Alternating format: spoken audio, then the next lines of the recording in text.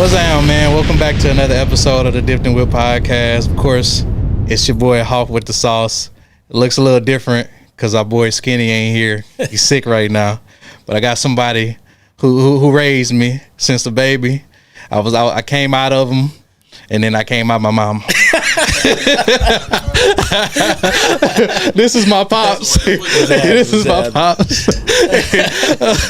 He's a special guest for today, and then I also got my brother-in-law. I know, light skin. You know what I mean? My boy over there looking beige, maize. Come on now. That's my boy John. It's like 2-1 right now. Yeah, so 2-1. We're gonna have a real good conversation. All men in here. Shout out to my boy Skinny. Skinny get well soon, man. Shout out to my boy Cole. My boy out there in Germany doing this thing. Can't wait to see you home, baby. Can't wait to see you home. We usually start off with an icebreaker. Okay. Just kind of settle the mood, let everybody kind of get comfortable and flow in. So I'll start off with a good one. What is your fondest memory of watching, or just a memory in general that you shared with your sports team, if that makes sense? Like just that experience alone, what was your fondest memory? Well, you should know mine is Super Bowl. I was about to say. I was there for that one. we waited so long for that one. So I was there for that one. I remember that one. So, we all was in the living room. I about to hug so many people that day. What about you, John? Shoot, mine, man, came from experience with my father, man, my stepfather. Mm-hmm. Man, one of the first moments we had, he was watching the game. You know, he was just meeting him, and I never really got to spend that time, man and son. And he took me under his wing, and I became a Cowboys fan ever since. I know we the most hated team, man, but man, most times that's what it's about, man. Yeah. So my fondest memory was just being able to watch the game with him and sharing that love for it and finding your sports team too. Yeah, facts. Yeah. So mine was, I think the Super Bowl was cool, but I didn't really know the real impact because you was born and raised. So for me, it was more so LSU winning 2019. Yes. Because that was my team from the start. So like for NFL, I used to love LT when he was on the Chargers. So the Chargers was my team first, and then once LT retired, then I switched over to the Saints because my pops was a Saints fan. So I ended up becoming a Saints fan, but then winning the Super Bowl wasn't like something crazy to me. I just always expected it. But LSU, I watched them go from, Jamarcus Russell and everybody in between, and Jordan Jefferson and everybody in between, Tyrann Matthews, all of them getting kicked off the team and everything when we should have won the national championship with Alabama. So I remember all of those times, and then once they won it with Joe Burrow and all of them, that was my favorite moment. So well, see, I was there with the Nick Saban championship. I ain't get to witness that one. LSU already had a championship, right? But the Saints been looking for one for so long. So that memory, and with all us jumping around in the house like that, that was crazy. That was funny. But the worst part is when the following year with Minnesota, man, we got about the pass that wasn't called and stuff like that. Yeah, so Stephon Diggs. I want to punch holes in the wall at that point. So, you did. But otherwise than that, the championship for the Saints was the greatest right there. Okay. Who would you? Okay, so I know John, you Cowboys down. Who would you say is your favorite team, Dad, out of the three sports that you watch? Well, I know you got Boston Celtics, you got LSU College, Saints NFL, and then you got Atlanta Braves. Yes. Me and Quincy was talking about this for a while, trying to debate which was your favorite team in the aspect of who you resonate with the most out of those teams. Probably the Saints. Saints, okay. Because the struggle to become a champion, it goes a long way, just like in life. You struggle to get to your plans or where you want to go. You know what I'm saying? You have a plan in your head like, hey, just like you with your restaurant, or your barbershop. You got to have a plan first before you make it happen. Right. And just like that, you got to put the pieces together. and the pieces have to be the right pieces. Yeah. But if it be the wrong pieces, you can set you back for a while. Yeah. And what that was happening with the Saints with different quarterbacks, not the right defense, not the right offense to match the defense. So for a while we had great defense, bad offense. So you was a part of, you was there for all that. He was there. I was there You for doing that. When they was the Aints. We was the Aints and the bag on our heads and stuff like that. And I remember the coloring book of Archie Manning. Yeah. So I remember all that. So when that championship happened, a lot of people that don't understand that when you win that, New Orleans won that for anybody from Louisiana. I'm gonna tell you that right now. Yeah, that's no hard. matter where you at in the country or in the world, if you from Louisiana, you knew what that championship meant. So that's the icebreaker. Just kind of set the tone. Conversation I wanted to go to switched a little bit since we got John in here. I want to talk about like community and how you've become who you are, and then how were you able to see that community was needed and you was able to build community around you. In the aspect of, me and John was talking in the drive up here, and I told him how you always made it a point to show us we was fortunate to have both parents in the house and have, you know, the amenities that y'all allotted us. But also, you never turned away any kids, like any teammates, any friends that we had. You was always, you and my mom was always like welcome them with open arms. So how did your childhood shape that for you to see, like, these kids are less fortunate than what I was able to give my kids, but I know I'm able to give them at least a piece of that, if that makes sense. Well, I never wanted a kid to feel left out of anything, no matter what we was doing, because I have felt some of that. Yeah. Where, you know, Same. you want something and you can't get it. Even though your parents provide for you, you can't have what they had. Right. The Jordans and the Nike stuff, but you got to go to Walmart and get the Walmart brand. Even though I appreciate everything my parents did because they built to who I am. Yeah. So when I was able to do that for somebody else, I made sure I made that kid feel like he was special too. Yeah. Never Man, want a kid to feel left out, because you never know what that could do for a kid. No, it's a fact. Just somebody It's a give, fact. hey, I see you. Yeah. That's the main thing. I still see you. Yeah. So Man, I wish we had more of that. You know what I'm saying? Like, that's what I want to do. You know, as I'm building my empire and I'm you know, getting my blessings from God, I'm trying to bless other kids. yes, Right. You know, me and him was talking about it. You know, and I wanna sponsor through my organization, little league teams. You know, whether it's football, basketball, baseball, soccer, whatever. You know, I wanna be able to sponsor it to where, you know, you don't have to pay. Kids don't have to pay to be involved with these sports and get these memories that, you know, we got when we were younger. You know, I want to bring that back, you know, because a lot of kids can't play on these AAU teams, can't afford to, you know, go and experience that. And I want to do that with my organization. and that is it was a big thing for me that a lot of kids couldn't afford to equipment, even go to eat. That's why the first thing I would tell them is, hey, you asked your friends, are they hungry? They ate before they ate. Right.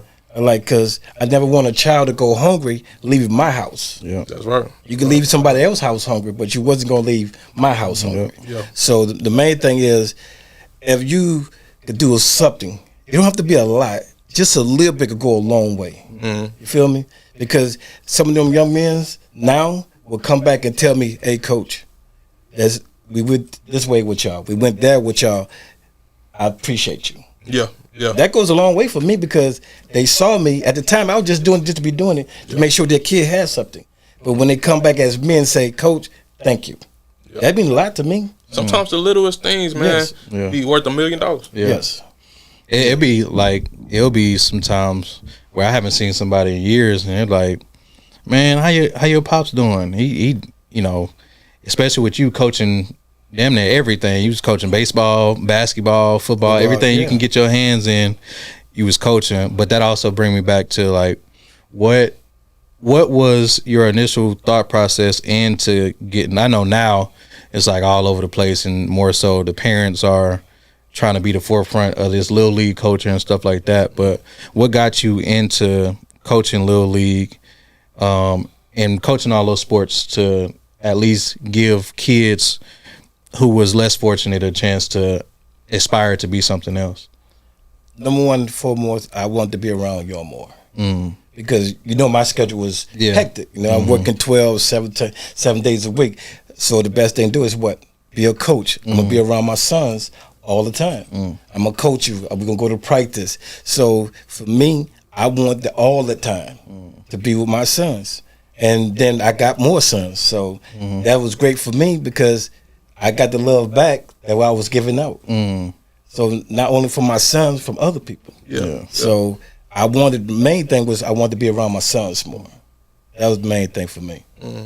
For you, John, what makes you motivated to try to build that community for less fortunate kids, or to be a sponsor for those who you see coming after you, rather than, just saying, okay, I can build my empire and I can profit off of this and I can make sure my family is good, but that's where it stops, rather than saying, but now you're saying, like, it's not just my family. I want to make sure that complete strangers are good, because they don't have to deal with certain situations, and if they're going through certain situations, we have a way for them to be able to be taken care of through these extracurricular activities and not have to worry about it. Man, just life in general, man. Just if you see how the kids act today, man, they need. I say bring back the OG, but I ain't that old yet. So I'm gonna say bring back the big homies. Like, there you go. There you go. Because man, these kids need it, man. I'll be walking down the street sometimes, just or jogging. And I be seeing kids do just all kinds of crazy stuff, and they don't have nobody to give them structure. So what you did, man, I commend you, because that's what I want to do. I want to be that. Not even necessarily a father figure, but a big brother. You know what I'm saying? Somebody that can impact these kids' life in a positive way and make them grow, and to be great young men. And then I want that same reaction when they see me down the line and be like, man, Mr. John, you was amazing, man. I appreciate you. That's big. That's rewarding in itself. In today's world, we definitely need it. Yes, because I don't even see kids at the park or riding bicycles. Oh, man. Our yard stayed full with kids. After school, the yard was full. I don't even see that no more. I feel like 90s kids was the last. That was of the greats. Last of a dying breed right there. So in a sense too, because my dad was a coach, you're doing your own coaching right now, where you coaching boxing. How is that for you to? I know Royal is in it, your son, but how is that for you to, like, teach kids? And it's not only a sense of, like, teaching them how to defend themselves, but also life lessons within teaching them how to box and things like that. Man, it's an amazing feeling, man. Like, just seeing these kids, man, and getting to know them, and just seeing them develop, from learning how to do it, punch a jab, and learning how to throw a straight or a hook, and just seeing how they started and where they at right now. It's really, really rewarding. And it goes back to what you said, man, just getting that being that positive role model, and just providing what you have learned. And they say a smart man learns, but a great man teaches what he learned. Yes, he does. Yes. So that's what I'm trying to be, man. I'm just trying to be a great man. You have a lot of guys and women that, when they die, they take their gift with them. They didn't pass it on. It's no different than me being at my job with my skills, being a welder. I'm passing my skills on, so when I walk off the job, he knows what he's doing. And I don't have to worry about, dang, I didn't teach this young man my skills, because I'm taking it with me, and it didn't show nobody. Right. So my son and another guy is learning my skills. Whatever I know, they know. You know what I'm saying? So to me, you should give back. That's how I was taught. The way to pay me back is my son and the other guy to teach somebody else. Right. That's how you pay somebody else back, is by you teaching the next young man or the next young woman. And I feel like God really looks. He loves that, because God, when you do stuff like that, like you doing that one thing by teaching this young man something, like you just basically created a whole tree of a pyramid of people teaching that kid. Then I learned, this kid learned it. Now he can go teach this kid. Now this kid learned it. Now he can go teach this kid. That one blessing that you gave to that one kid had birthed so many blessings. Yes. And that's big, man. That's big. It's just a small act of like kindness can trickle down and create bigger acts of kindness, and that can lead back to blessing more people. Right. My question is for y'all who create community, because that's what I'm trying to do with the podcast and the art that I am in fashion and modeling and all of that.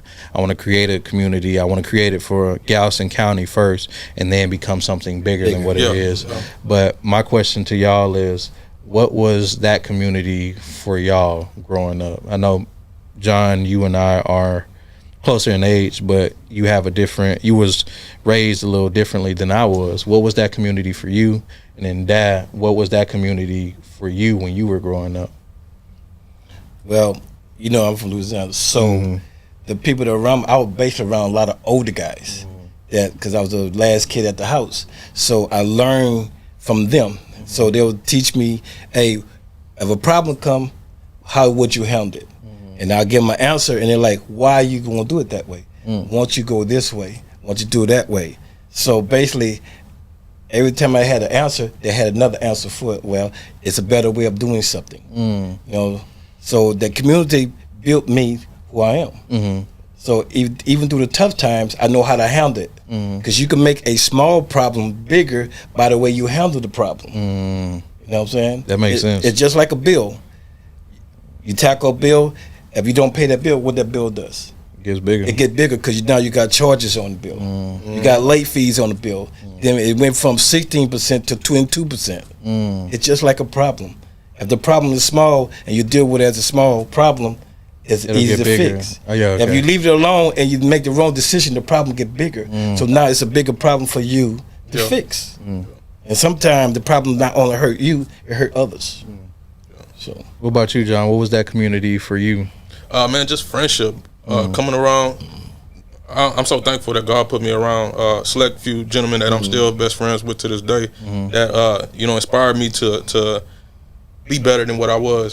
So a lot of us, no disrespect to my father and even my stepfather. Even though my stepfather came in a later time of my life, and he definitely was a big impact for me. My real father, had his impacts as well. But there was times where I had to learn a lot of things on my own, and I had to rely a lot on my friends because they didn't have fathers. And I was at a point where I didn't have somebody I can call and be like, help me out. So we leaned on each other, and as a community, we needed big homies, right? And we didn't have it, so we had to be each other's big homie. So to answer your question, I feel like, I just relied on my friends, and that's how I became the man I am to this day. Right. So for me, my community was very important because my pops showed me that, like I stated before, that we were fortunate. And then I appreciate him more for sending us back to Louisiana and getting to spend the time with our cousins and our aunts and uncles and seeing how, not only how they live, but how they operated in a day-to-day base. So where we not only became a part of that, but we understood, okay, what we got back home is a lot greater because he and my mother was able to work for that, and they was able to give us certain things as opposed to our cousins wasn't. But I know one thing that they was able to give us was having each other back, and learning to enjoy each other within any situation. So we could be in the most dire or the most downed out situation, but as long as we got community here, we good. We can get through it. We cooking for each other. So somebody, okay, you cook this, we all in the kitchen piecing it together so we can all have a meal for everybody. And it's like 20 people in the house. So going from just me and two other brothers being able to be taken care of by my pops and my mom to going to, it's like 15 kids in one situation, you got 5-6 adults in one situation, and we all making it work so we all could eat. Yeah, I appreciated that more because it made me realize there was more to life than just what I was seeing or what I was dealing with. You definitely did that something makes good sense for you. That yeah, so it was a humbling experience, and you benefited from it for sure. My perspective on life as well has become more broader because of situations like that, and even being able to see certain things where I wasn't exposed to, but my cousins was. And we're like this, you see what I'm saying? So having somebody so close to you be exposed to something completely different from you, it'll help you open up. Like, well, what I have is great, but I didn't even know you was dealing with stuff like that. So my thing, I guess my next question is for y'all, what do you see as far as in the near future for yourself, as far as building community? And I know, John, you talked about it a little bit, but like, what do you see as far as the biggest picture for you in building your empire and your community as well? Good question, because your mom was talking about this. That was in Louisiana this weekend, and I want to build my own company for the elderly to get them back and forth to their appointment. You know what I'm saying? Get a van and go to nursing homes and pick up all the elderly that have appointments and take them to the appointments and bring them back. Is my way to give them back to basically the elderly that's sometimes get left out. Yeah. Because I have been to old folks' homes and they just want to talk to you. Give me 5 minutes of your time. Give me this person over here. Give me 10 minutes of your time. That could go a long way for those people that basically I call throwaway. One thing that I was taught to never throw your elders away, because one day I have to get old. And hopefully that somebody or my sons or my grandkids say, you know what, my papa ain't going to the old folk home. My dad not going to the old folk home. See, I didn't have the opportunity to do that for my parents because they passed away at an early age. So that would be my gift to them, was to take care of them. Can't repay them, but they were going to say, hey, you know what, come stay with me. I got you. Don't worry about nothing. I have you. But I didn't get that opportunity, so that was going to be my plans. That are my plans. So once I retire in a couple of years, I'm going to give myself 2 more years, retire, and have that already set up where I'm able to do that. I love that. Are you looking to do that here, or are you looking to do that back in Louisiana? Well, I want to start it here first, get myself established with my name and everything, then branch out to wherever I'm needed. So wherever I'm needed, that's where I'm going to go. Sometimes you got to start small, like you said, to get big. So I'll start small, just here and there, and then once my name get out there and I'm start to grow, and people trust me enough to say, you know what, they're reliable to take these elderly people to their appointment and get them back on time, 2 and 4. So that's my goals. What about you, John? Like you said, the same thing, man. I'm using my barbershop more as like a church, man. I'm preaching to That's these young hard, boys. though. Yeah. You know, most of my clientele be like single mothers that don't like the barbershop scene, man. And you know, I'm a married man with a family, so you're gonna be comfortable with me. You know, I'm gonna treat you like family. She gonna come and say, look at this boy report card, and I'm gonna get on this goddamn button.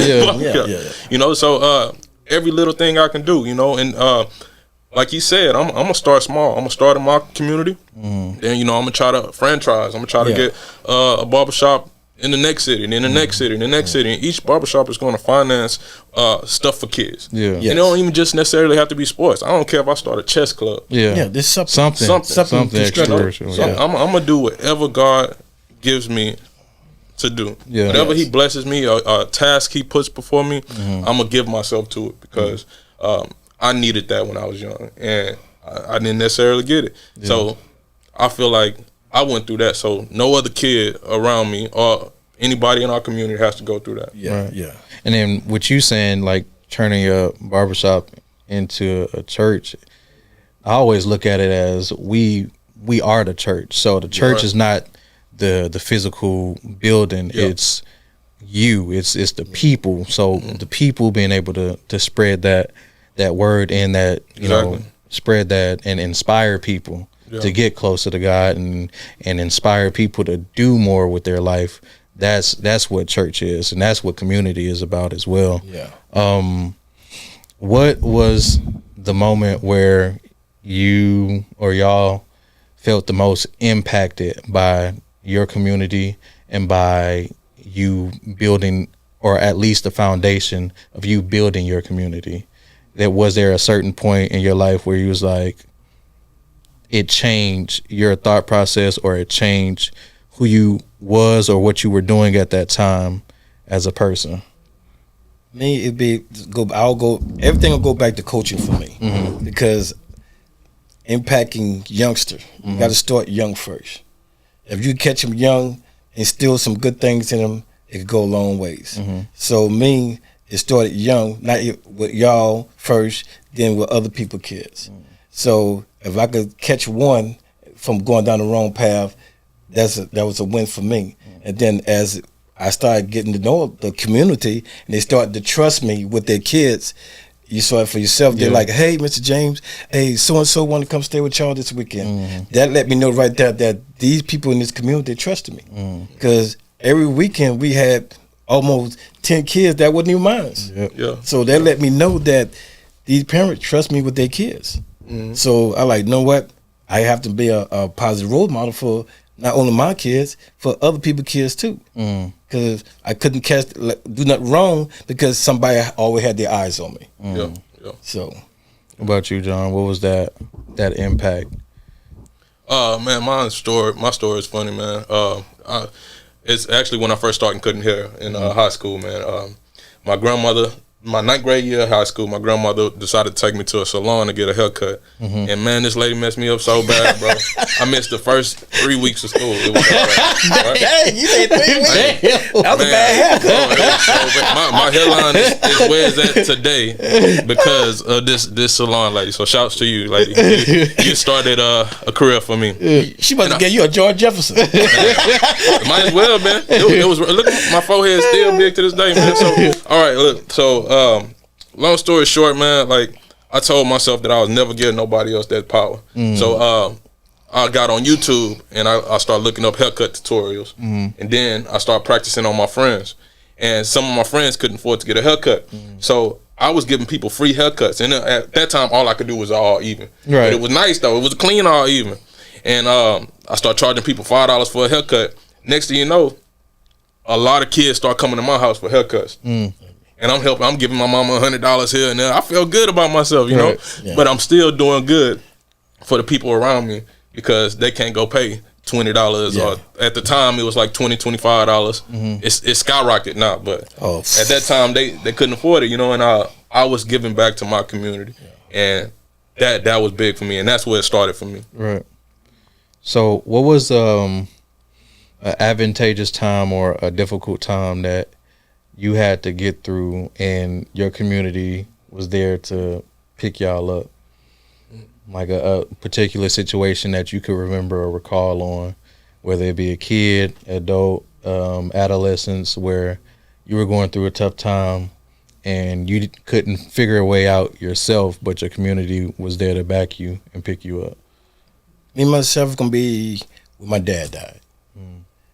A lot of the coaches that I coached with, like Coach Don, Sowell, and stuff like that, they knew how close I was to my dad. So they made sure they stayed around me, gave me encouragement, like, hey, man, everything gonna be all right. We got your back. We your brothers. And then when some of the kids found out, like, hey, Coach James, you know, sorry about your dad, and blah, blah, blah. And they stayed, and they hugged me. Just a hug goes a long way. Like I said, people don't understand what a hug could do for you. I'm gonna give you a good example. When going back home this weekend, a lot of things are missing. Some of the major pieces are missing. You know for yourself. But just a simple hug went a long way with me. Just to see the people that are left that hugged me went a long way. Because even though the main one's not there, people that's still there still gave it to me. And so with the coaches that I was coaching with and the kids, when they would hug me, it went a long way. I might not have showed it, but it went a long way for me because let me know they cared. To be honest, man, I really never really had that experience where like the community uplifted me, you know, because and not to be conceited or think very highly of myself. Like I always had to be that guy to lift up my fellow people. Like I was the person that somebody came to me when they had a problem or they was going through stuff. I was always one lifting that hand up and doing it. And I'm not sure, you know, everything is by design, and I don't question God, but like I always had to be that guy to uplift my friends or my community. So I don't really have an answer for that. And I wish I did, but you know, again, things are by design. Yeah. But you know, God give a lot on the person that He won't do the most. Yeah. Because you said you didn't have that, but He gave it to you anyway. Yeah. So you give it to somebody else that might be going through worse than you did. Right. So you'll know how to handle that person. Right. One thing I tell people all the time: how can you minister to somebody that you've never been through it? Because if that person went through something and you can't relate to him, how you gonna minister to him or her?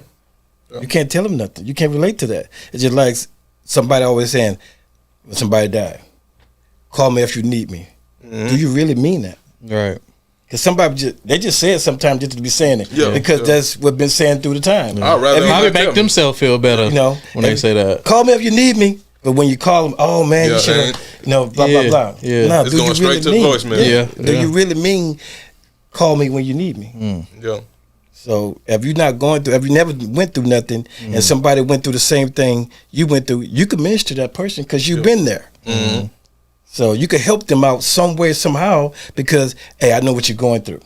I've been there. That goes exactly what I said, man. Everything's by design. Yes. God, He's good with His pen. So I kind of want to pivot on this next question because I know it's still in the same realm as community, but it's more personable to each individual. We as men are a lot more like hard on the outside because we see ourselves that we have to be in the world. That's how we grew up, and we was taught, like, you know, the world is unforgiving, so we have to be harder.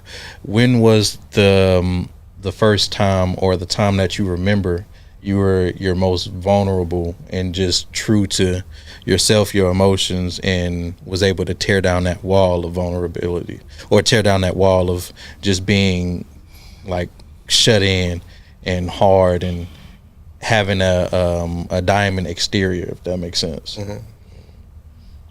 I say for me, it came more recently because I haven't witnessed you cry until Pawpaw died. So that was my first time physically seeing you cry, and that made me more vulnerable because I saw you as human in that moment. And to me, you and my mama never seemed human. Y'all was almost like this image of something I couldn't attain, if that makes sense, because the way that I was raised and because of the things y'all did within the community and how much of esteem that y'all was held to because you were a coach and because my mom did a lot of baking and went to church and all of these things. So when I saw that for myself, I realized in that point in time you were human, if that makes sense. And so that changed everything for me because I knew right then and there, like, he also, as hard as you are to me of what I've used to seem, like even with my kids, you're a soft teddy bear. And what I grew up with is completely different.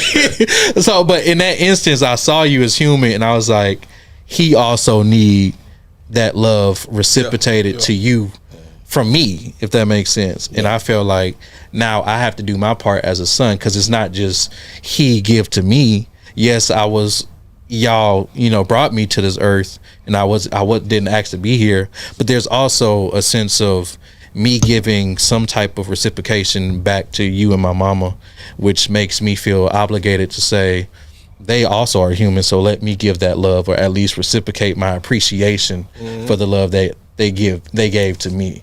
Because watching him in that state, and I was close to my pawpaw as well, So that bond there, watching him kind of transfer that bond I had with my papa to having that bond with you, if that makes sense. Yeah.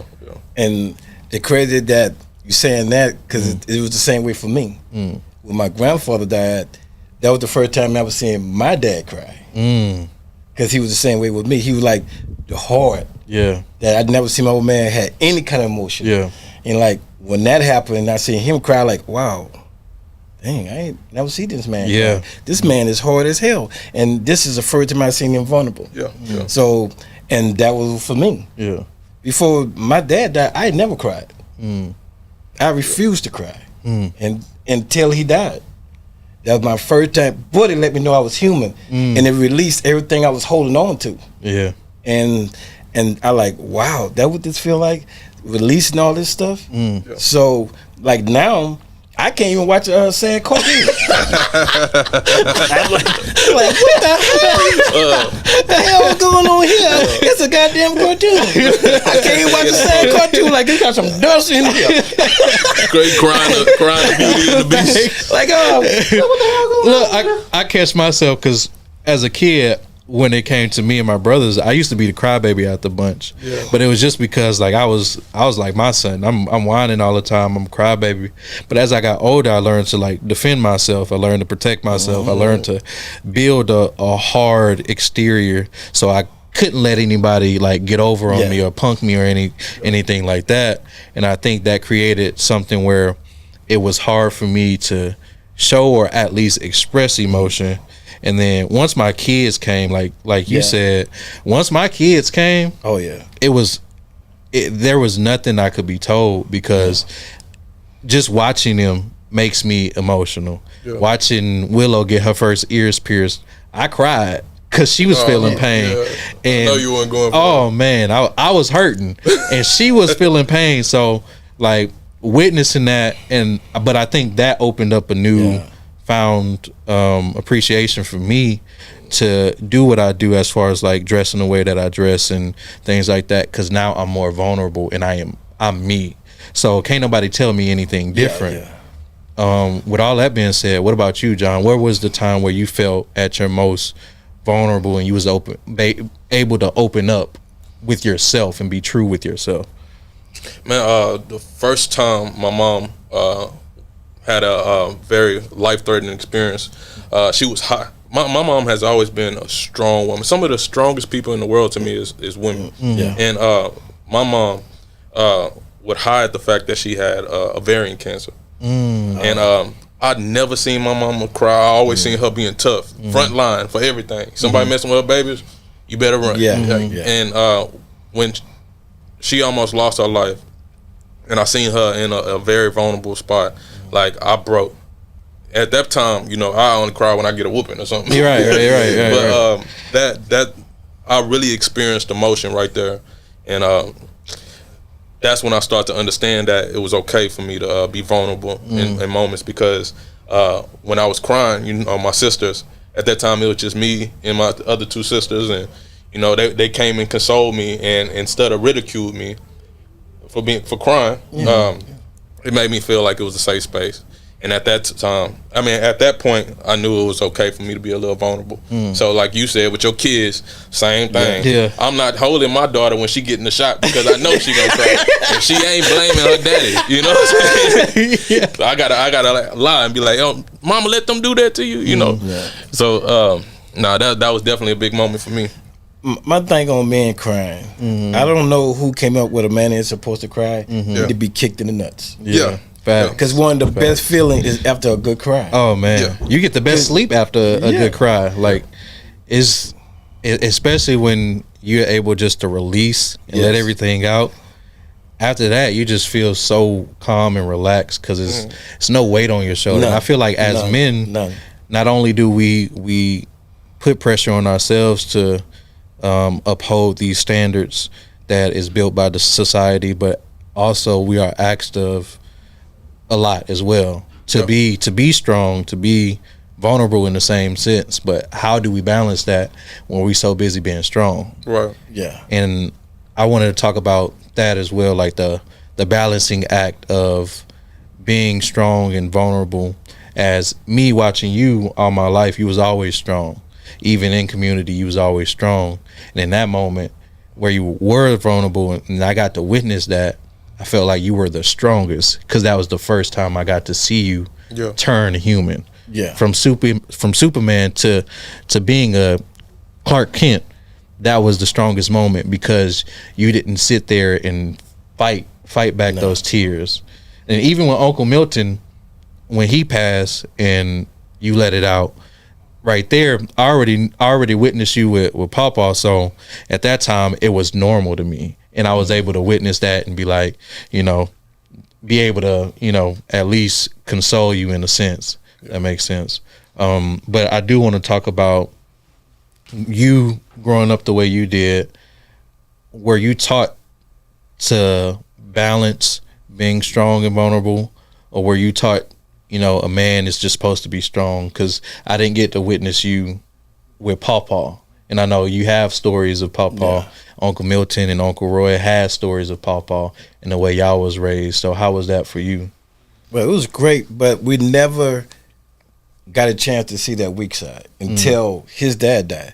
So basically, me and my brothers, we never saw that until then. So we always were strong. So if we got hurt, suck it up. Better not cry. Stuff like that. And if we was at a vulnerable state, if we cried, we were going to go somewhere else and cry. Nobody else was going to see us cry. Right. You know what I'm saying? Because, you got teased back in the day. Yeah. Oh, look at you, Lil. You crying? Yeah. Oh, look at soft ass. Yeah. You crying? You little punk? You crying? Suck it up. But today's world, you have to cry, man. Because this world will beat you up over and over again. And if you don't release some of that stuff will kill you. Man, I think as black men, we need to stop putting ourselves in these boxes, man. Yes. We just need to be authentically ourselves. Yes. And if you happy, be happy. If you sad, be sad, man. Like stop worrying about everybody else's expectations of who you are. And I think that was, like you said, that's what's wrong with the world today. Yeah. We gonna get judged by just doing this podcast. All them talk about crying. Ain't nothing wrong with crying. Because if your daughter see you crying, what's the first thing she gonna do? She can come over next if I'm okay. She gonna wipe my tears. She gonna give you probably what you need at that time. Yeah, she gonna absolutely. wipe your tears for sure. And she gonna hug you. Yeah. You feel me? Yeah, absolutely. So you probably need that at a time. A child know when you need something. So if you never show your daughter that you cried, she'll never give you what you need. Yeah. It's also important, like how your vulnerable moment impacted him. Yes. We need to do that for our boys as well. Let them know. Yeah. And it was the same thing with my dad. If I would have never saw my dad cry, I probably wouldn't have cried. Exactly. I probably would have held that in and waited till we got home or I was by myself. You see how dope that is? How that chain reaction helped your son? Yeah. The fact that you was able to see your father cry. He was able to see you cry, and it impacted y'all so well. And I love it, man. I love it. We need to do this more. Yeah, for sure. I feel like, because we talk about this often, it's like being able to be vulnerable. And for us as black men, it's hard to be vulnerable because not only is there's expectations, but there's also pride and ego. Yeah. And we all hold, and me just being honest with myself, I hold pride and ego every once in a while because I'm getting better at letting that go and just being a human, where it's like, I don't have to have. Now, of course, I can be prideful of the things I do. I can be prideful of the things that I accomplish, but not have the pride to not ask. Like, for the longest time, I used to never try to ask them for nothing, because if I'm going through a hard time, I'll figure it out. I got to be a man. Yeah. You know what I mean? Because I felt like I watched them do their thing, and I'm like, okay, I got to be a man. I got to toughen this out.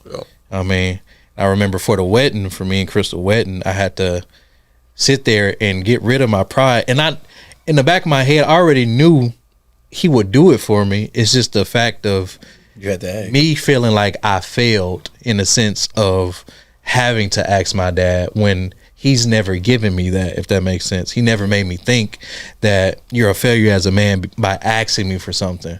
but I just wanted to do it on my own, or at least try to figure it out before going to him, because my pride wouldn't let me ask him, if that makes sense. Because going from a boy, if I'm a boy, I can ask him for whatever I want. And he did. I can ask him for whatever I want. But as a man, I felt like there was a different responsibility that I had. And so asking him made me feel like I wasn't doing my job correctly, if that made sense. In that sense, I told your mom before you even asked me. I said, I'm gonna let him come to me. Because I always could go to him. I'm like, you need something, man? You're like, yeah. I'm like, if he needs something from me, I say, I'm gonna he gonna have to come to me. I say, he's grown now. I say, he's not no kid no more. He gonna have to come to me. I knew he needed it. I said, but he gonna have to come ask me for it. I said, and that's bravery in itself. To be vulnerable enough to ask for help. I'm still struggling with that, and you know. You know, like my sister, I was a big part in her life for a long time. To where she was spoiled. To this day, I feel like she still was. She still is.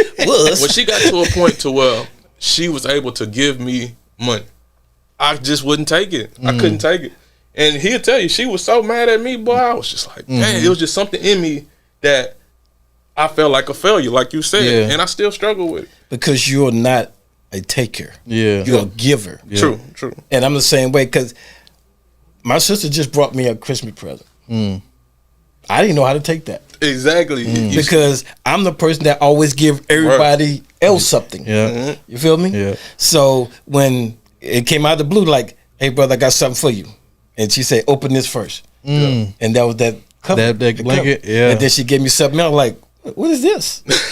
I'm not used to. It's too much. Giving. I'm like, no, I'm not used to, because I'm a giver, not a taker. Same. So I'm always giving people. So I can see somebody struggling, like, hey, you got it? I'll take that. I'll take care for that. When we go out to eat, what I do?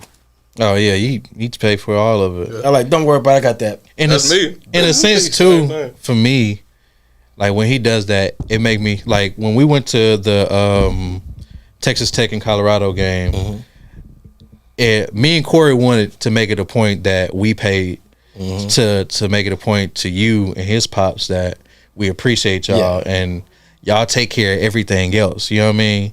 And so just trying to show that appreciation to y'all, because we don't know how often y'all get to see that, but at least from us, we wanted to let y'all know that y'all. So when he paying for stuff, it's cool and all because it's expected, but at the same time, to me, it makes me feel like I'm taking advantage a bit.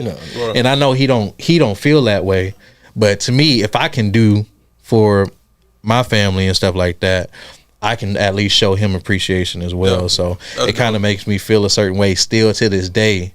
Even though as a kid I was used to it, now it makes me feel a little bit different because I can provide, and I want to be able to show him just like how he was able to take care of my grandpa. I want to be able to take care of him, if that makes sense. So, no, that do.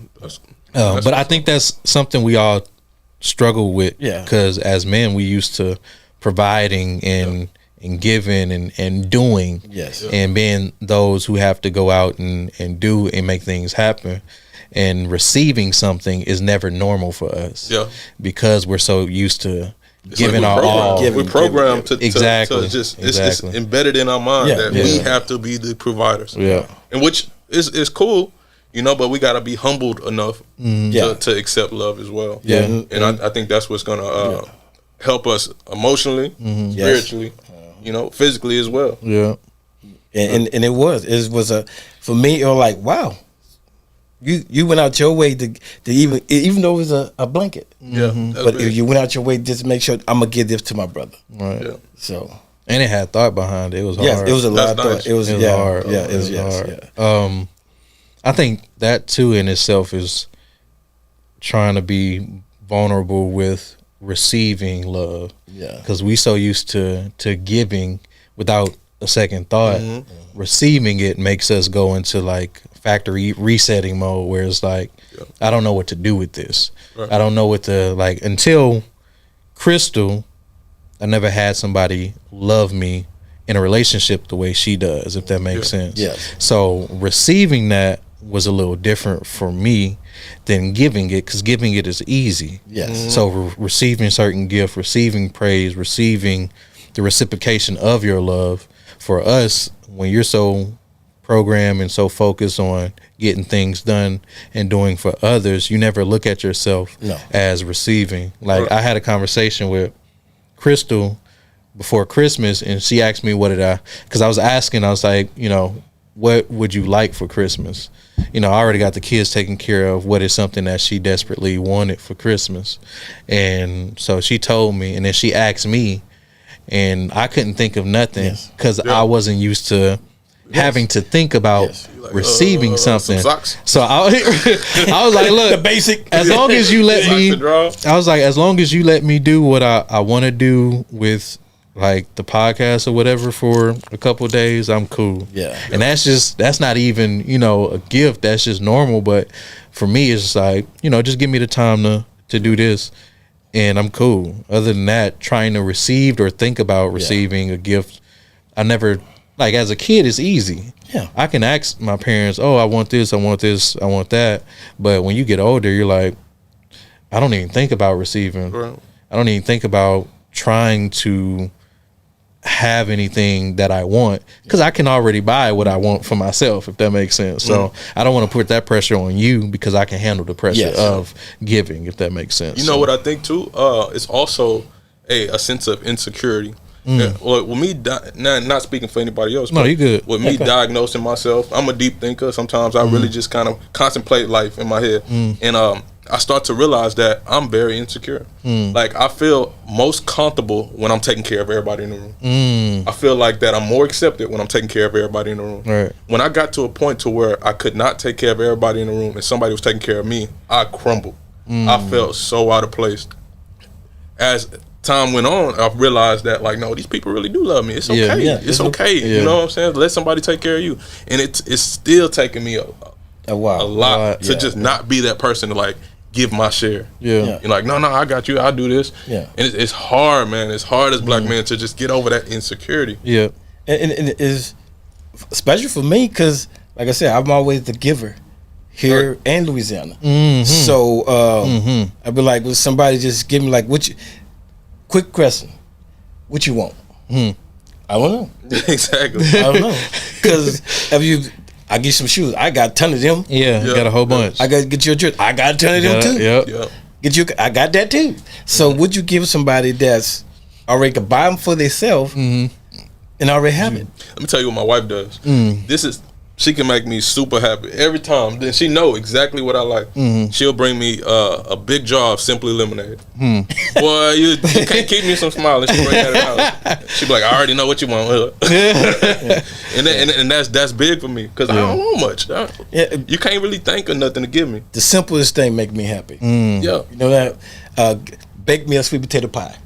You know, make my favorite meal. Out of blue, not me asking you, just make it. That's like, crazy. I got something for you. What you got for me? Oh, all right. You know what I mean? It don't have to be something big or expensive for me, because I could buy that myself. Right.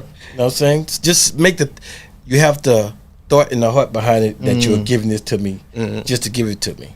I think that, like, is an innate thing that we feel, like the insecurity, but also it's yearning to be appreciated, or at least shown that we are appreciated for the things that we do. Because I feel like as men, we keep a lot of things up here and we don't really express that, whether we express it or we don't fully express it, or we just keep it and don't express it at all. When we do certain things and when we go out into the world, when we work these jobs and these careers, there's things that we deal with outside of just our family and our community. We deal with co-workers, we deal with supervisors and people above who don't have the same thought process, who don't care about you the way your community and your family do. So you're kind of compartmentalizing that and just keeping a mental note of that, putting it in the back, and then going on by your day when you get home. So just knowing that those little small acts of kindness and appreciation means the world to us because it lets us know what we're doing is meaningful. Right. Yes. And we're not just doing it just to live, survive, and die, if that makes sense. So It's also letting you know that I see you. yeah. I see that you get up every day, going to working these long hours. Even though I can't give you much, but I give you something. Yeah. You feel me? Man, I know women gonna benefit from this podcast right now. Y'all ain't gotta spend no money. Make a sweet potato pie. Boy, I'll be so happy. Make my wife, she hold it down. Yeah. But for them other wives, don't know what to get y'all husband. Just make him a sweet potato pie. See what he do. I always like me a good peach cobbler. Yeah. Well, you Telling me. Well, you need to stay out my sweet potato pie.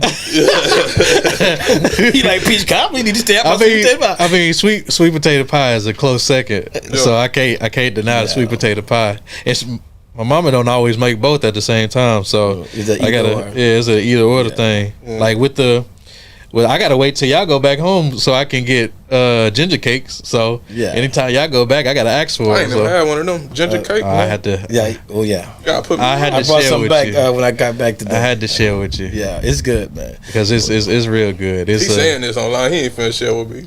But it's no. I'll share you a piece. I do you like I do Crystal. I'll let you taste it. Yeah, I'll let you taste You it. better get you Man, something. you know. If he offer you something, you better get it. I'm gonna have to go through you. I'm like, Yeah, you come get some of mine. But you know, for me, I'm talking for myself. The simplest thing make me happy. yeah, same man, It's simple, same. man. Yeah. I think we agreements in that So, for sure. My main thing is a lot of people are caught up on the big things like the jewelry, the cars, the clothes. I used to wear Walmart stuff. Yeah. I could wear Walmart stuff now and just have a nice shoes, and you swear to God, I bought that from the mall or something. Yeah. You know what I'm saying? So Clothes don't make the man. no.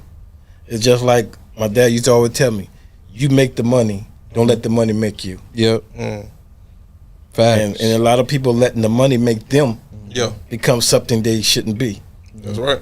So if you make the money work for you. You know what I'm saying? So that's just my thing. With that being said, so my question to y'all is, when was that moment you realized that important lessons? Rather, I know we can be told one thing, but the thought process of actually coming in the realization that is reality, where it's like the money don't make the man, the clothes don't make the man makes the man. Right. So when was that realization for you? What moment did you have? What epiphany did you have? And when did that happen for you? My thing when I got shot.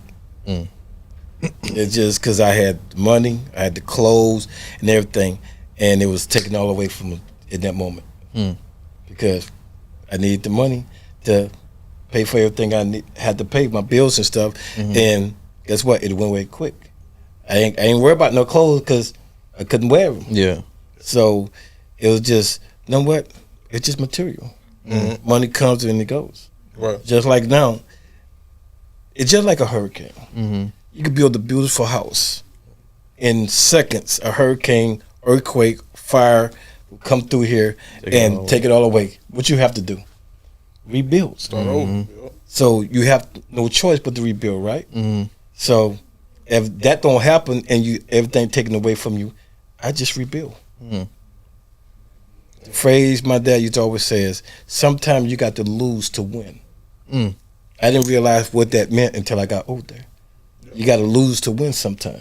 Man, that I'm a living testimony of that for sure. Like I said, I never been like the fashion type of dude or the flashy type of dude. I'm always been just as long as I look neat, as long as the shoes clean, as long as you know what I'm saying, I'm good.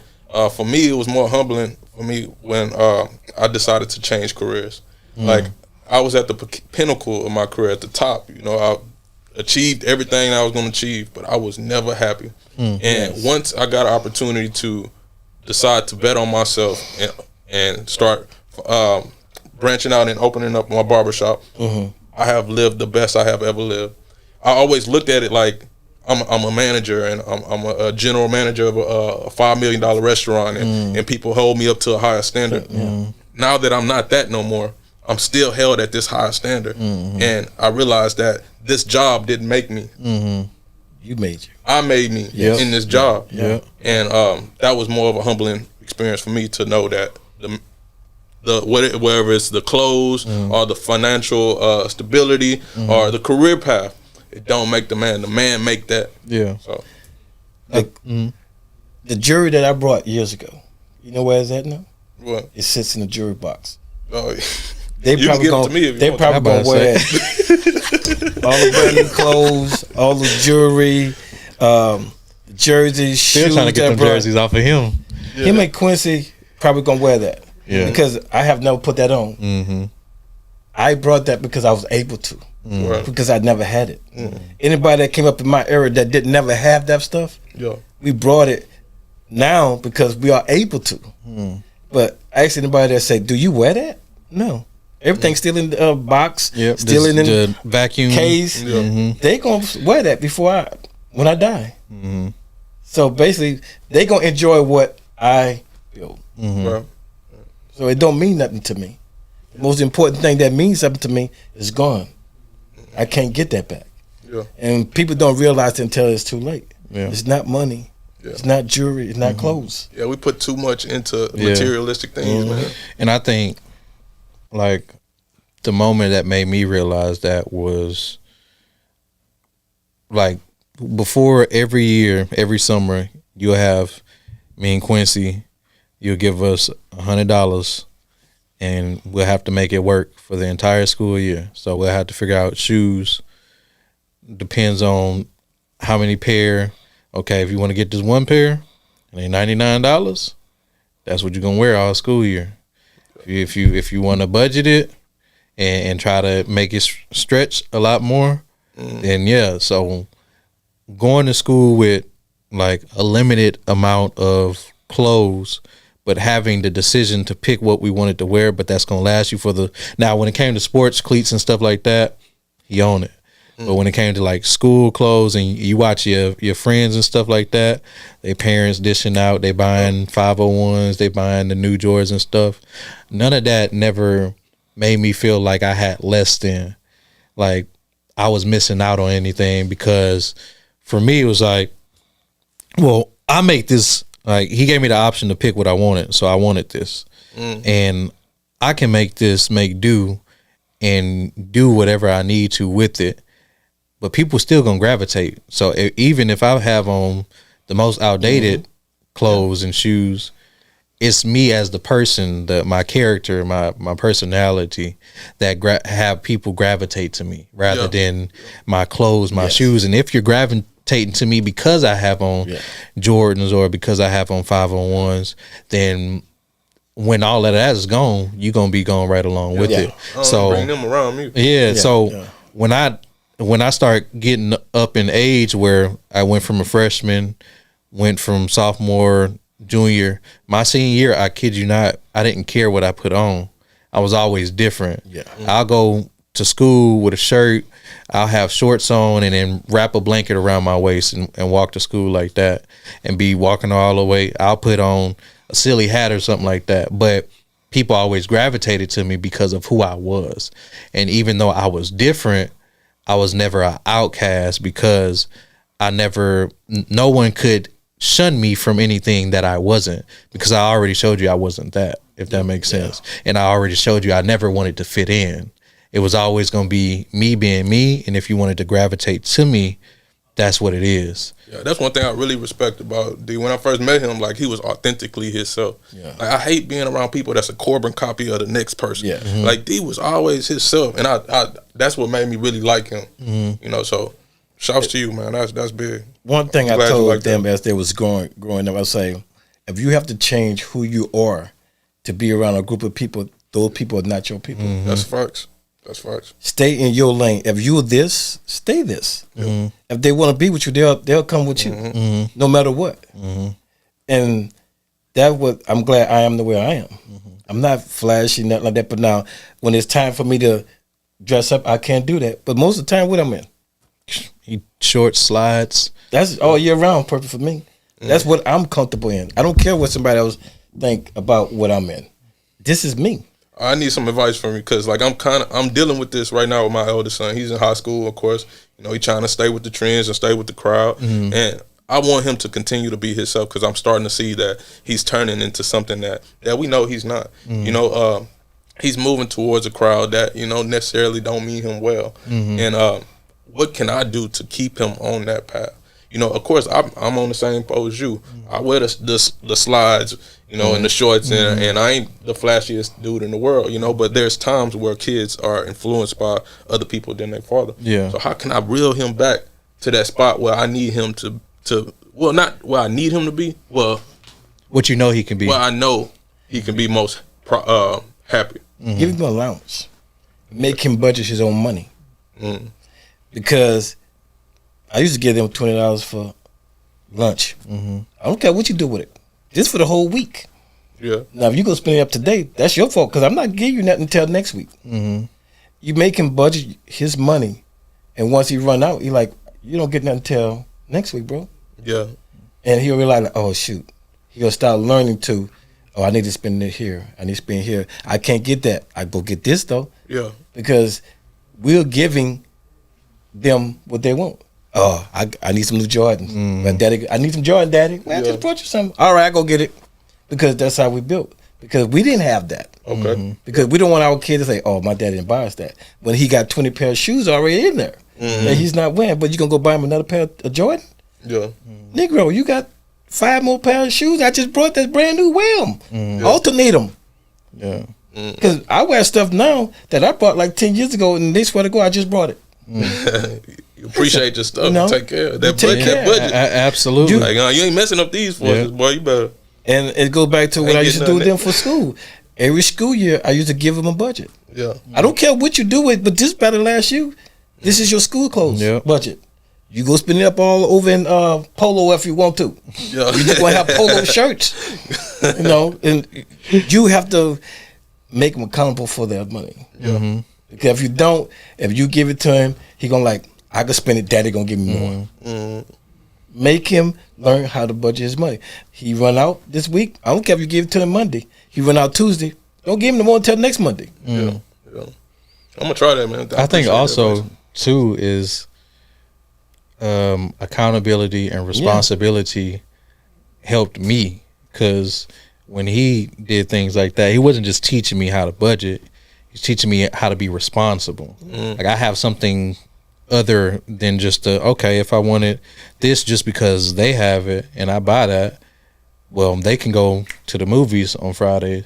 Well, I didn't spend the entire $20. A ticket probably costs $5 or whatever, but I don't have that now because I'm trying to keep up. So where I could have went to the movies and still have money to get snacks and stuff like that, I wasn't being responsible with how I handled my money. And also, is this the crowd for him? Like you said, it's not. But do he feel like it's okay for him to be himself even around his friends, if that makes sense? See, that's the thing. I don't think so. And that's the thing. I think us as men have to make him feel and understand it's okay to be you even around your friends. And if they don't accept you for you, they don't accept you when you say no, then they're not your friends. Because I can tell you, they can tell you yes all the time. Yes. If he tells them yes 9 times out of 10 and he say no and they turn their back on him, then they not for him.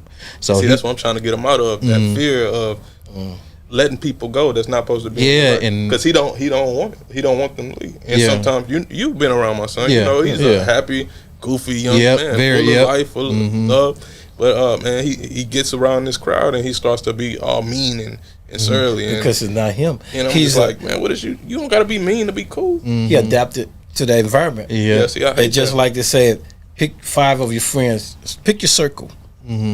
And see who's successful in your circle. Because if nobody in your circle is successful, pretty soon you ain't gonna be either. Yeah, exactly. So if you get some stable circle, like he's successful, they're gonna help you be successful. Right. Me and my brother always say this phrase: if you win, I win. Yep. No matter who win, I still win because we're a part of the circle. Because I know if you win something, I'm a part of it. You're gonna help me out. If I win something, you part of me. I'm gonna help you. Crabs in a barrel, man. Yeah. So when they're not successful, they pulling you down with them. Fact, and I feel like too, it's like the mindset. So he's passionate about certain things. He's passionate about music. He's passionate about the way he dresses. He's passionate about expressing himself through his hair and things like that. Mm-hmm. The people we hang out with, if they don't have the same passion, then that's not his crowd, because that's where community come into place. I didn't look for my community. My community found me, if that makes sense, because I was who I was all the time. Right. So with me finding fashion for myself and a way to express myself, he expresses himself in an outwardly fashion as well. So if he can find like-minded people like that, that will become his community, and he would feel comfortable being him. But also, you only can do so much as his dad to guide him in the right direction. So he has to find that, as we all did. We have to find that for ourselves, and sometimes it's harder. It's easier said than done. It's harder to navigate through that and find that. How old is he now? 15. Okay, he's at that age. Yeah. He's at the age you have to let him find his way, but you do your part about getting him structure and letting him figure out. You gotta give him a limit. Because you're not an ATM. Right. Because if he spend it, he'll constantly come back. Make him work for it. If you want extra, I need you to do extra stuff. Yeah, and I'm gonna give him this. My son is very mature. He's responsible.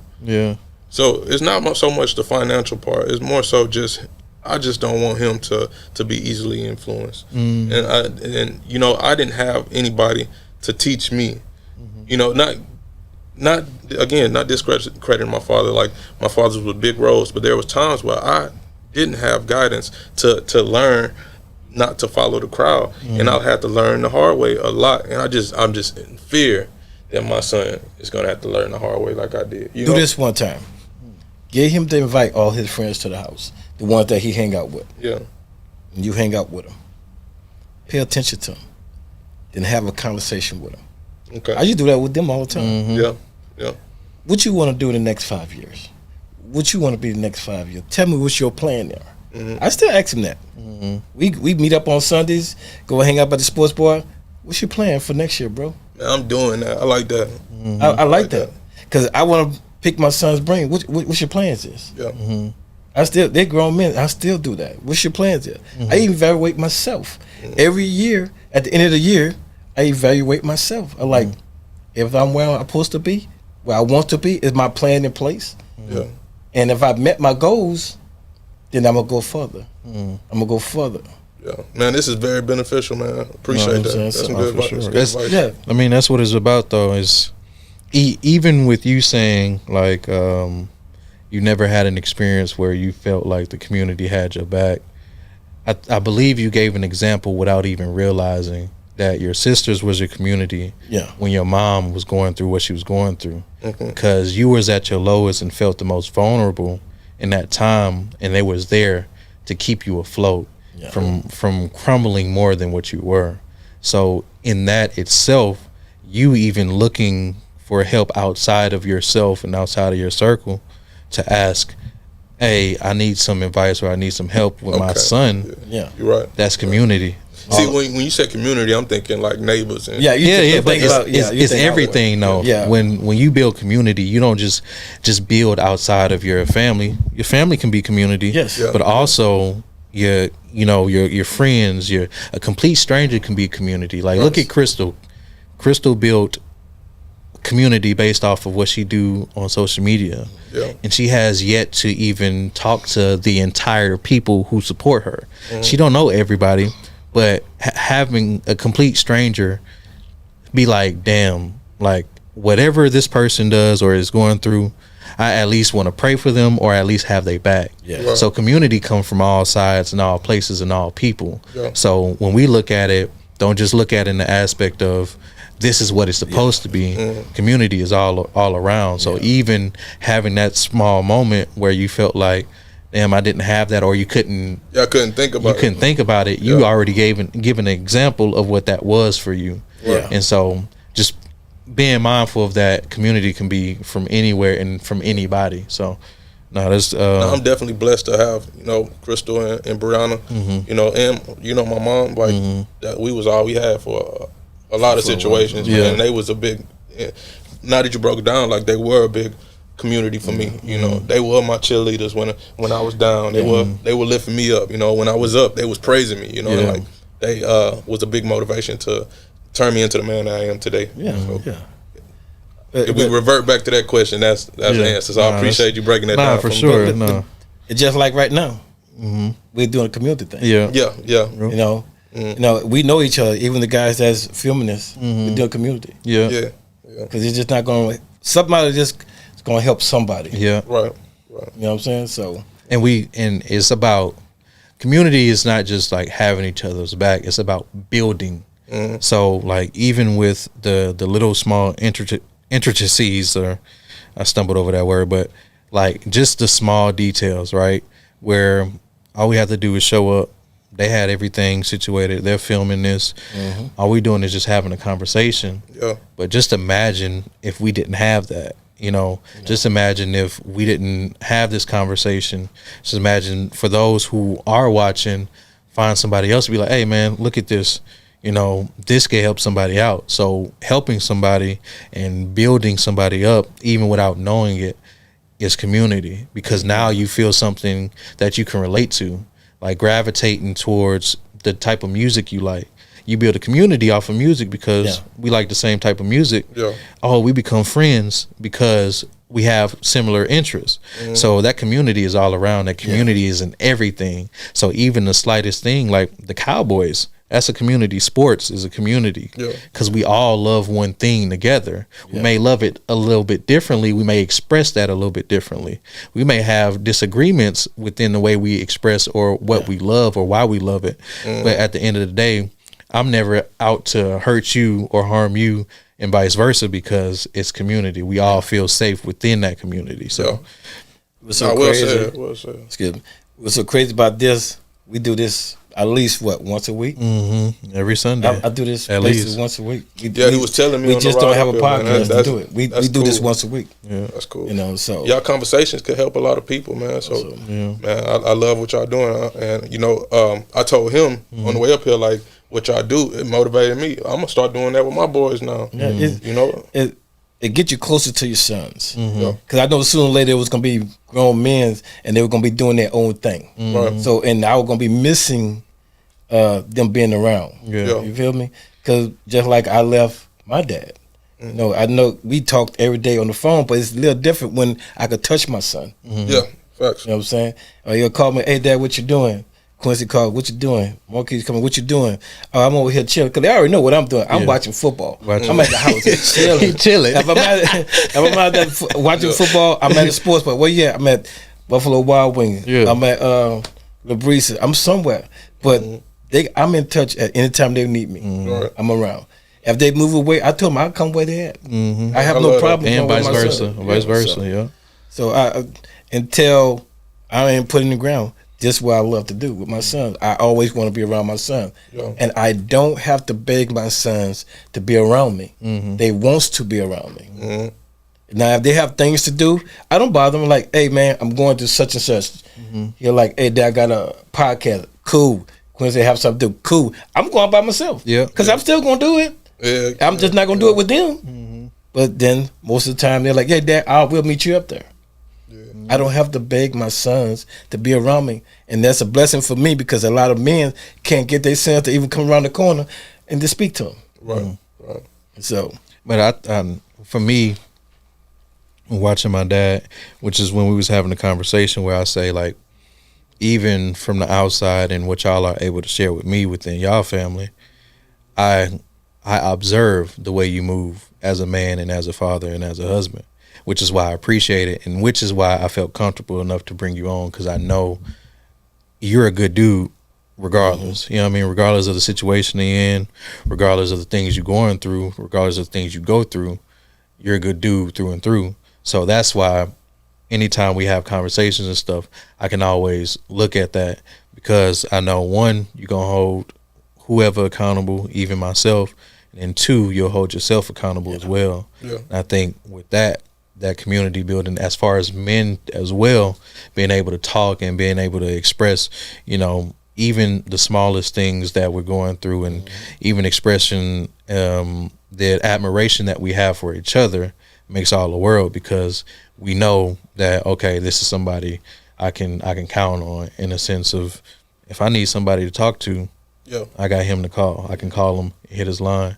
So like with us going and watching the games every Sunday, when we are able to make it, feel free, come along, because we invite everybody. So if you feel like you want to have a conversation with us and watch the game and just have drinks and stuff like that, feel free. Man, I appreciate it. Nah, for real. Bring them ginger cakes. Nah. You might not have them. You might not see them. Because it's just like with men like Corey.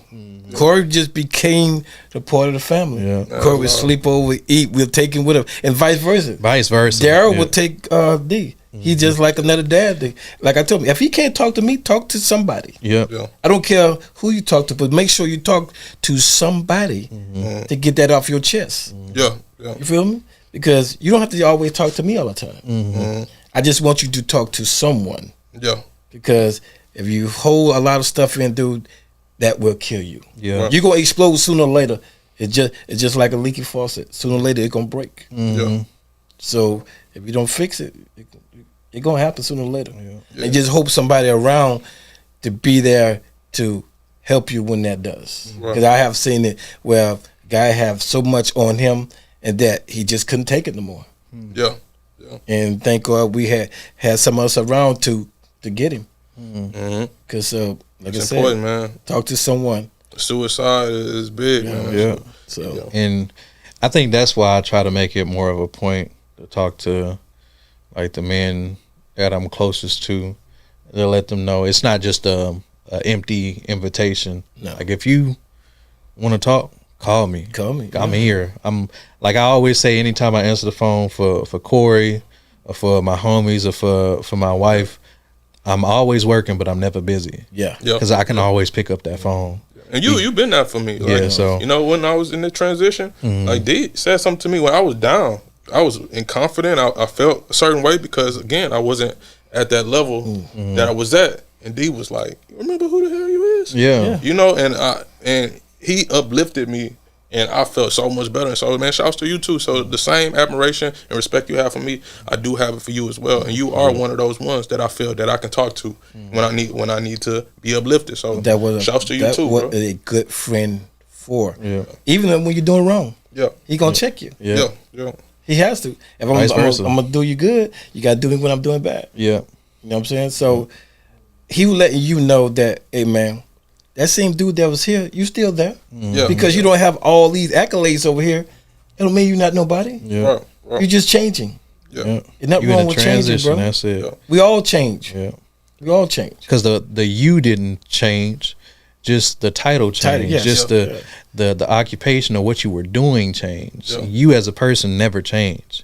So I always look at you as the person and not you as who you was in this title or in this job or whatever you were going through. So I always look at you as the person, and that's why I see you as who you are and had to remind you who you was. And I always expect that in return as well, because even if I'm doing wrong or even if I'm going through something, I expect that of you, not only as a friend but as a brother. Just because I'm married to your sister doesn't mean okay, it instantly works like that. But we spent time, you know what I mean? We had conversations. So I see you as a brother, even if we haven't spent time like that. I always feel like I can count on you if I need you, if that makes sense. So, but yeah, let's see what time we got. A little time left. So we do this segment where we like to talk a little spicy about what we put on a day. So we like to call it what you dipped in. So you get to talk about what you put together for. Just don't let me go after you. No, y'all get to go first. Y'all get to go I'm first. the simplest person here. I know. Y'all get to go first. Listen, I'm the simplest person here. So you know what I mean? Jordan. Levi's. Air Max. That's it. I'm cool. What about you, John? I'm with the Air Max, brother. I got the Air Max on. Got some cargos. Just a tee. You're lucky I ain't had my slippers on. Look, I was looking at them all day because I was sitting at the house. I say, I say he might come on with the science. I say he thinking about it. I know he is. Yeah, because I got out like, said, you know what? I'm not gonna do it to him. They're not ready for me yet. They're not ready. I seen him go to the back. I say, oh, he get changed. I said, I ain't gonna tell him nothing. Hey, I already think I like, because I thought you were finna change. I like. Are we still doing this? You're like, yeah. Oh, I want you at 4:00. I said, okay. Yeah, I'm not gonna do it. They're not ready for the slide. Nah, they ain't ready. They ain't ready when you get comfortable. Oh, yeah. we gonna be here for a minute. You get comfortable. Yeah, I'm gonna get comfortable. Yeah, this is the first segment. I ain't mad at you, bro. Yeah, so I like to be comfortable. I don't care who. I'm gonna be comfortable. Yeah. So that's the main thing, man. You know, life is already hard. Just you don't make it hard on yourself. Yeah, facts. You know what I'm saying? Facts. So be comfortable in who you are. Yeah. Oh yeah. Facts. Man. I guess I'll give a last question. You ain't tell us your drip, man. I mean, you Come know, on, like, you fly. You know, I try my best. You know what I mean? I got a nice Adidas, you know, trucker cap. You know what I mean? I got this one from Rhode Island. You know, had to come in. I got the good old ASOS button down with the good old ASOS button down with the good old ASOS tie. Talk to and the good old ASOS shorts with my nice tabby boots. You know what I mean? My good old tabby Tims with the toe split. So yeah, try to do it big every time I can show myself on camera. So, but I guess I want to kind of get what did you learn, or what is something that you are continuing to learn about community and how you see community and how you view it? It's constantly changing.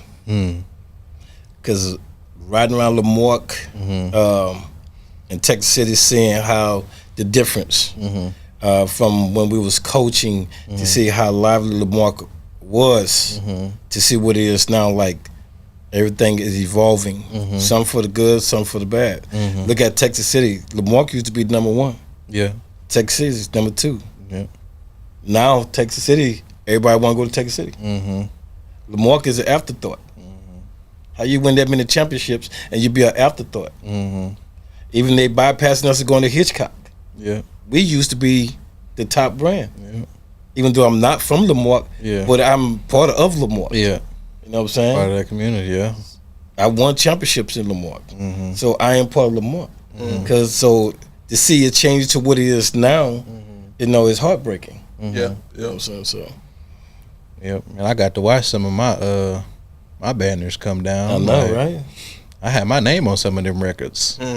So, what about you, John? What have you learned, and what does community mean to you? I'm still learning, man, and like you definitely schooled me today, and I'm learning that the community got to take care of the community. Yes. Yeah, facts, absolutely. You know, and we can't keep waiting on some higher power to come and do it for us. You know, we have to make it happen ourselves. Yeah, you have to speak up. The community have to speak up. If you want it to change for the better, you have to speak up. Yeah, you have to go to the meeting, the council meetings, and speak up. Right. Because if you won't change, you have to say something. Yeah. And say it as a group. Because doing it one ain't gonna help. If you do it as a group, you're making louder noise. Than if you do it as a group. So I just think people in Lemoore need to speak up. Yeah. If they won't change for the better. Yeah. I mean, I guess the thing that I'm learning about community is that it's like you said, is ever changing, and also it's not just one thing. So community, I can be into fashion, but also be into anime, and there can be a community for that community. There could be a community for people who are into movies or into sci-fi or into different things. So community is not just what you like where you at or like who you're around. Community is ever growing. Community is a mindset. I can have like-minded people around me, and that's a community because we're all thinking on one accord. We're all moving on one accord. We don't even have to know each other and still be able to build a community without even having the proper protocols of greeting each other or having a conversation with who you actually are. Yeah. Like I can have a community online. I can have a community across countries. So just that in itself, community is something that is ever flowing, and it's always continue to get bigger. Yes. And like you said, the community have to take care of the community, whatever that is. But I think it starts with the individual. It starts with us first. Yeah. So us having the wherewithal to know what community is, or at least know community can be positive, at least do our part to make sure that the community is headed in the right direction, or at least that we're building or helping build community. So for you, my dad, you did that not only for me, but for a lot of young kids, a lot of my friends, and then vice versa. For you, John, without even knowing it, you did that for me as well. With, the stigma behind, like the brother-in-law and stuff like that. Not just, being skeptical, but having your concerns and not being fully open, but understanding, okay, once I get to know you, oh, you cool, we can do this, that, and the third. We locked in. So being able to create that and have that bond is building community. So, other than that was the episode, y'all. I don't know what episode this is. This might be the next episode. I'm shooting again tomorrow. But this was another episode of DipdNWhipd Podcast. I'm your host, Hawk with the Sauce. We got my dad and my homeboy, my brother-in-law, John. And I hope y'all enjoyed the episode. Y'all make sure y'all like, comment, subscribe. And remember, always stay dipped, my friends. Peace.